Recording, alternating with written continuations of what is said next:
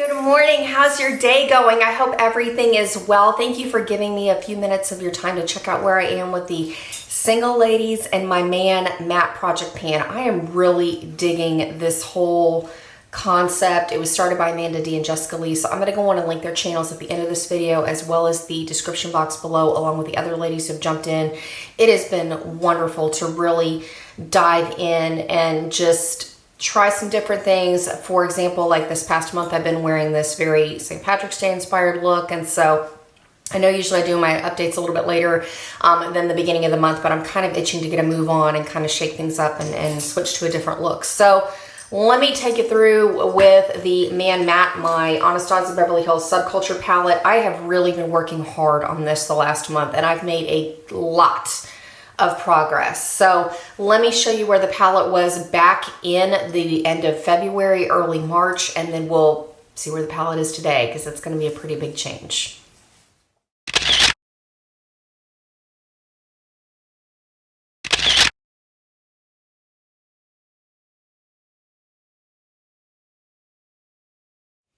All right, and here we go. And just kind of sidebar before I open this palette, do y'all have this, like, if you're like a modern Renaissance palette is well loved and all that, do you notice that the velvet has started to come off? Like, I don't know, I just noticed that now. But here is where my palette is at the moment. As you can see, it is a lot of progress. I have been working, for the most part, out of this palette, with the exception of my plum shade and rosé from my Lorac Pro 2 palette that I'm doing for Pan That Palette. But in terms of where I got this past month, the main shades that I was focusing in on for the matte shades were with Destiny, this beautiful olive green. It is what I'm wearing in my crease. In fact, if you're really fond of this look and you want to try it out for yourself, I'll go on and link the Get Ready With Me up here in the card above. So that you can check it out if you want some ideas with this palette. I also went through with a sponge tip applicator. I just picked these up at Ulta, or you can pick them up at your local drugstore, to go in with the shade Electric. And what I've done is actually the same shade that I have going on my lid and my inner corner, and I changed it up simply by changing the eye bases that I used. I'm actually using a black NYX Jumbo Eye Pencil in the shade Black Bean all over the lid, topped with Electric, and then I went through with NYX Milk in my inner corner to really give it a bright gold effect, to highlight more of the gold versus the green that I have going on my lid. But literally the same shadow. It has been game changing, just kind of shaking up the bases on that. The other thing I was able to accomplish is expanding the pan on Roxy. I love blending out my crease shades just to give everything a seamless blend. Take those really super dark colors up into my highlighting shade. It is absolutely beautiful for that. And then I started off the month using one of my singles. I brought in MAC's Soft Brown, but I quit using it because I wanted to make some bigger progress on these two shades right here in New Wave and Urban. I'm not a huge fan of either of these shades on their own. They're kind of awkward looking on my skin tone, but I like mixing the two of them together to use as a transition shade, and then I put some more flattering shades on top. Like, I like them with this whole green vibe that I've got going, and I know that I'll like them as I step into more of the teals between Axis and Untamed down here, but on their own, they're not particularly my favorite, but I'm making them work. However, that being said, because I concentrated my brush in the middle of both of these two shadows, tapping between before I apply to my eyes, there's a lot of fallout, but I was able to hit pan on both of these. So that is super exciting to me, especially since they're not my favorites. I'm not gonna lie, they are not my favorites out of this palette. The other shade that I was able to make a lot of progress on is the shade down here called Rowdy. I'm getting to where I'm starting to clear out the bottom of the pan. I don't know if you're going to be able to see that, but I'm using it with a Real Techniques stiff eyeliner brush to basically set a really deep aubergine liner, and I absolutely adore it. I love this shade. I will be very, very sad when it goes, because I'm realizing like the versatility of having a really deep plum in terms of liner, in terms of shadow, because it just, you can wear it with neutral browns, you can wear it with rose golds, you can wear it with greens, you can wear it with blues. It's just, I feel like it's almost even more utilitarian than having like a brown or a black liner, because it gives you that little bit of like raisin punch without it being crazy. So I'm really, really, really enjoying that shadow. When it first I was kind of on the fence about it because it can be kind of muddy. It can be kind of dark to work with, but the more I use it, the more that I fall in love with it. So that's been really, really fun. The other thing that I've been able to really expand on is in the shade Fudge right here. I'm getting to where I'm having to really kind of work my brush around, but I'm hesitant to repress the Anastasia formula because I don't know how it's going to hold up. So if you've ever repressed an Anastasia shadow, let me know in the comments below kind of what worked for you. How much alcohol did you use? Because this formula is already super soft and super powdery on its own, and I know that adding alcohol to it is going to make it even more the case. So should I just keep using what I can till I can't get my brush in these corners, or should I go on and try to repress it? I'm not really sure because this is going to be my first experience repressing an Anastasia shadow, and these just aren't as durable as some of the other formulas. So I'm curious if you've ever had that experience, kind of how that turned out. So on another fun note, kind of what I was working on with the single ladies. What I brought in was Plum and Rosé from this palette, but I'm going to save that for Pan That Palette Update. And then the two others, I actually finally finished my first MAC shadow. It came from the MAC Mariah Carey Quad, and I'm That Chick You Like.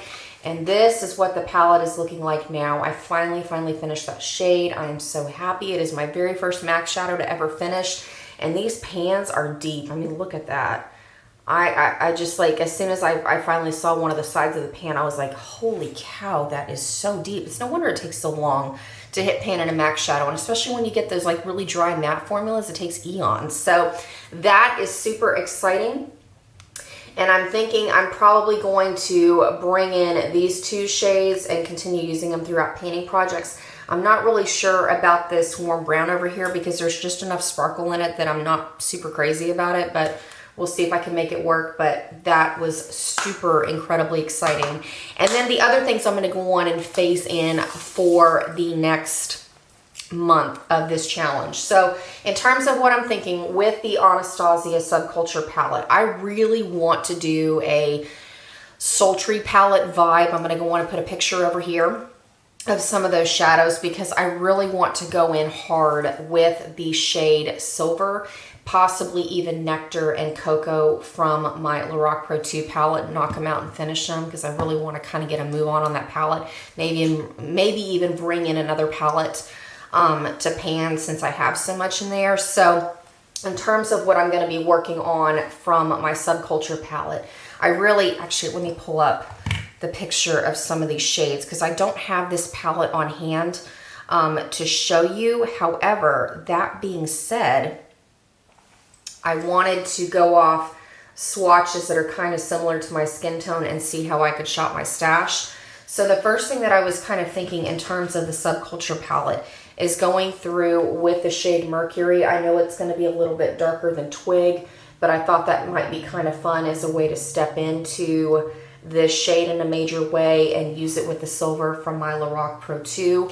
I also thought about it. I think I'm going to continue working on Dawn, maybe. I mean, it oxidizes really orange on me, so I'll kind of keep you posted on how that goes. I certainly could finish off Fudge as one of the browns because, I mean, brown matte shadows are just super easy to make work with any look.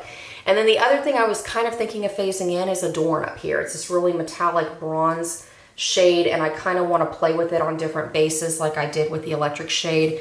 Maybe try it over white base, maybe try it over a black base, maybe try it over a bronzy base. So we'll kind of see what we're going to work with in terms of that, because I was kind of thinking this is a little bit like this Cinder shade. I don't know if you have this palette, kind of let me know.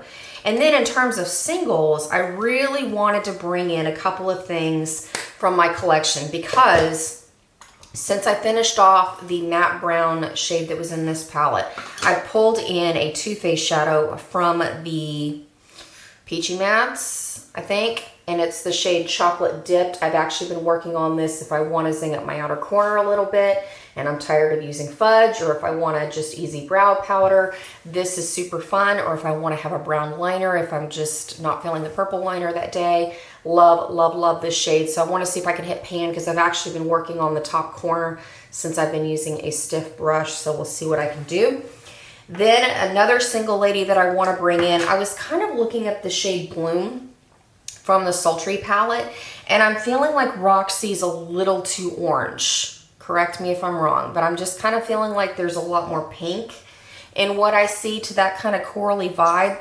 And so I actually went through with the Too Faced Clover palette, and I picked out the shade Love is Love. Or is this the, was this the Clover palette, or was this Gingerbread? Oh, crud. It's either one of those two palettes, I'll tell you that, but I can't remember off the top. But the shade is called Love is Love. And this one looked a lot more like Bloom to me than Roxy, so I want to phase this in as a single lady. I don't expect to hit pan on it, but I'd at least like to make a dip, especially because when I depotted it from the palette, I put a nice big old crack in the center of it. So I'd like to at least kind of start wearing down that crack and then maybe put in some alcohol to make the shadow a little bit more stable, more durable. So that's going to be fun.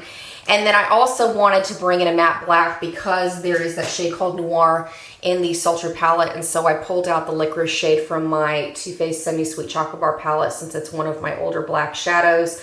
Parts of it have kind of crumbled out in the kind of the flaky layers because it's an older shadow. So I'm going to work off the sections. I don't know if it's going to come off on camera kind of as rough as it is, but I'm going to kind of work on some of those sections that are dented in because they're going to be super pigmented, and then we'll see if I can hit pan because I mean essentially I'm going to be using this as a liner and then maybe filling in my outer corner occasionally, so we'll see what I can do. And then this was one of the single ladies that I've had phased in since February. This is the shade Coconut Cream, also from my Too Faced Semi-Sweet Chocolate Bar palette. I thought that this would be very similar to Fresh, and I love using this whether I want to have a matte highlight all around my face. If I want to have a matte brow bone, I can also use this to set my eyeshadow primer. Just a super basic, easy cream shade. There's not a whole lot of muss or fuss to it. Awesome stuff. And then the last shade I was kind of looking at with kind of a cross between Steampunk and Rose Quartz. I didn't quite want like a rose gold, like a traditional rose gold, but I didn't want like a gold. And so this shade comes out of the Too Faced Gingerbread palette, and it's called Spiked Eggnog. As you can see, I had a casualty as I depotted it. So since I really like the shadow, I kind of wanted to go in there and just use it. So it's just a nice, really pale gold, super easy. I know that it's going to look really pretty with the Subculture palette, as well as this kind of pinky corally shade. As you can see, it's kind of Neapolitan ice cream when you start putting it together. Maybe let's try a swatch of Mercury next to it. So there we go. Are you feeling this, the sultry vibes? I know I am.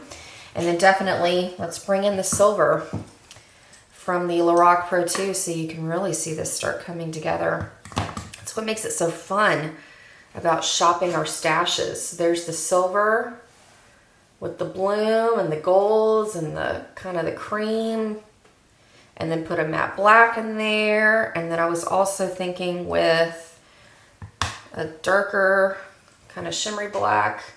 Oh yeah, we got some sultry vibes. I'm really stoked about this. And then as one last pop of color, I wanted to do one look that mimics a kind of a vibe from, I forget what the actual collection is called, but I'll put a picture up here so you can kind of see from ColourPop. And the shades that I wanted to bring in on that, I really want to try using Plum in my crease just to kind of see how I feel about it, because the formula is definitely drier than it once was. Oh, and I forgot, I could bring in charcoal. Ooh, that would be a good combination. Charcoal or maybe even cool gray. Oh, I love going through these and getting inspired. So there's with charcoal, even more of a sultry vibe. And then let's try even pairing in cool gray from Lorac Pro 2. Really kind of round this out. So it's like definitely inspired by the sultry palette. So in any case, going back on that previous thread, I kind of wanted to do a look with the plums and the greens and the matte black and kind of do a little bit more of a springtimey vibe, just to see kind of how I feel about it and see how I am on the fence with plum, because I like it as a liner, but it's kind of a dry, dusty mess using it in the crease because of the age of the shadows. So I am going to continue using electric a little bit because it is kind of similar to Tea Garden. So I'm going to go through and use this maybe a couple more times, get a little bit more progress on it with the plum shade. And then I'm also bringing in the shade Glass Bowl from ColourPop as another single lady, but I don't expect to make too much progress because really I'm only going to wear that look maybe once or twice, and then the rest of the month I'm going to be really focusing on the sultry kind of vibes from my single ladies and then the Subculture palette. So that's about it. That's where I am. It's going to be a fun month. I'm really looking forward to it. Thank you so much for giving me some of your time. I hope that you walk away from this video inspired to shop your stash, maybe try out something different, get re-inspired, because I know one of the things that I'm really enjoying right now from seeing all these new palettes coming out is shopping my stash and going through the process of seeing how I would dupe some things. So it's giving new life to some old shadows that may not have inspired me before, and it's definitely giving me just the motivation because I'm moving out more and more old makeup for my collection. So I hope that you also walk away with that feeling as well, because it really is just, it feels so good when we can accomplish getting some makeup moved out of our collection and free that space up for some new things off in the future. So that's about it. Like I said, take care, and I look forward to catching up with you really, really soon. I hope you'll stay tuned for those Get Ready With Me. So until then, take care.